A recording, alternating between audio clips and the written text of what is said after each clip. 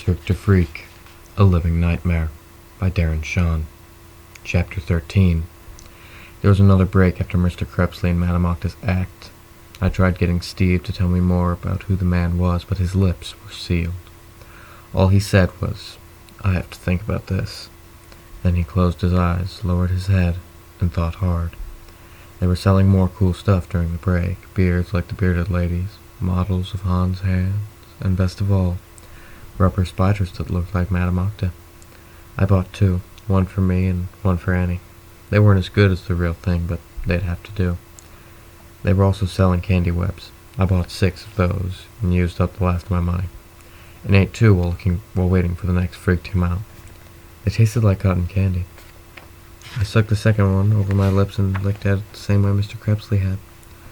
The lights went down and everyone settled back into their seats. Gertha Teeth was up next.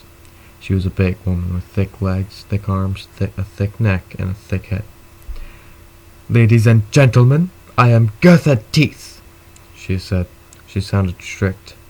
"I have the strongest teeth in the world. When I was a baby, my father put his fingers in my mouth playing with me, and I bit 2 of them off." A few people laughed, but she stopped them with a furious look. "I am not a comedian," she snapped. If you laugh at me again, I will come down and bite your nose off." That sounded funny, but nobody dared chuckle. She spoke very loudly. Every sentence was a shout ending in an exclamation mark. "Dentists all over the world have been astounded by my teeth," she said.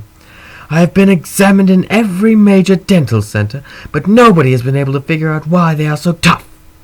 I have been offered huge amounts of money to become a guinea pig, but I like traveling, and so I have refused." She picked up 4 steel bars, each about 10 inches long, but with different widths. She asked for volunteers, and 4 men went on stage. She gave each of them a bar and said to try bending them. They did their best, but they weren't able. When they had failed, she took the thinnest bar, put it in her mouth, and bit clean through it. She handed the 2 halves back to one of the men, and he stared at them in shock. Then he put one end in his mouth and bit on it to check that it was real steel. His howls when he almost cracked his teeth proved that it was. Gertha did the same to the second and third bars, each of which was thicker than the first. When it came to the 4th, the thickest of the bunch, she chewed it to pieces like a candy bar.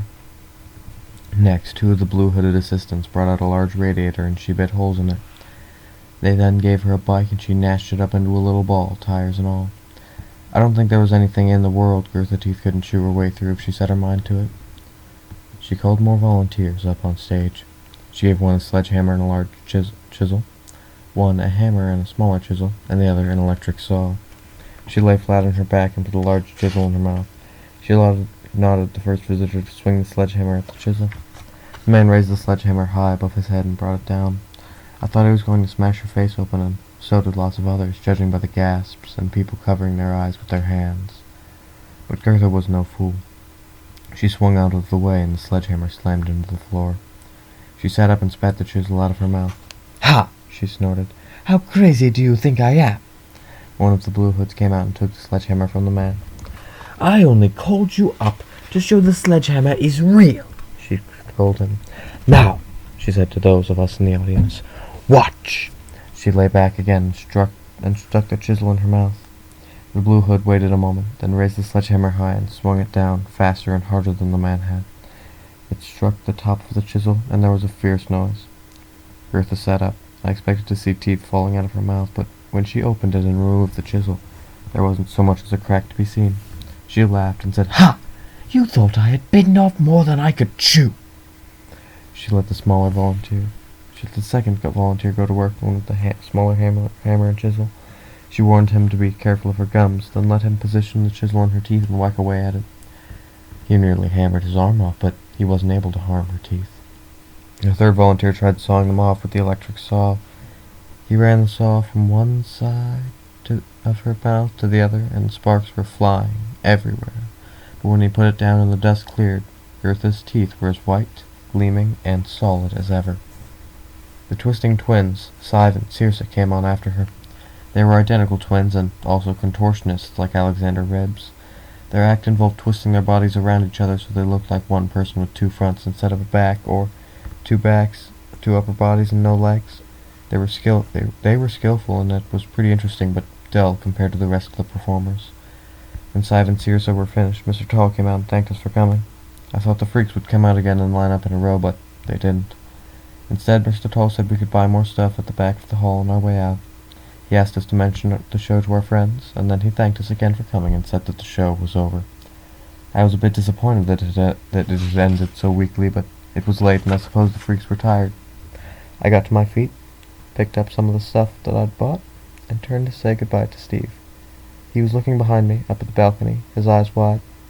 I turned to see what he was looking at, and as I did, people behind us began to scream. When I looked up, I saw why. There was a huge snake up on the balcony, one of the longest I had ever seen, and it was sliding down one of the poles towards the people at the bottom.